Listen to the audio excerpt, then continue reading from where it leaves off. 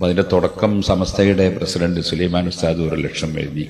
അപ്പോൾ ഇന്ന് ബഹുമാനപ്പെട്ട സമസ്തയുടെ വൈസ് പ്രസിഡന്റ് ആറ്റക്കോയത്തങ്ങൾ 1 ലക്ഷം എഴുതി. അങ്ങനെ അതിൻ്റെ ഒരു തുടക്കം ബർക്കത്തിന് വേണ്ടി ഒരു തുക അന്നേരം തന്നെ തങ്ങൾ തന്നു. അവിടുന്ന് സിയാറത്ത് കഴിഞ്ഞ് ഇറങ്ങി. ഇപ്പോൾ പല ആളുകൾ ഇങ്ങനെ കിടക്ക് കണ്ടവരൊക്കെ പലരും 1 ലക്ഷം, 2 ലക്ഷം, 1.5 ലക്ഷം ഇങ്ങനെ ഓരോരുത്തർ എഴുതി ഇങ്ങനെ വരികയാണ്. അപ്പോൾ അങ്ങനെയാണ് ഇവിടെ എത്തിയപ്പോൾ അൽഹംദുലില്ലാ 25,000 അഡ്വാൻസ് ആയിട്ട് തന്നു. 75 കൂടി തരുമെന്ന് തന്നെ. അങ്ങനെ 1 ലക്ഷം ഇവിടെ പറഞ്ഞു, ഉസ്താദ് പറഞ്ഞു. അപ്പോൾ അത് കഴിഞ്ഞപ്പോൾ ഇപ്പോൾ MLA വന്നപ്പോൾ MLAയും 1 ലക്ഷം തരാമെന്ന് പറഞ്ഞു.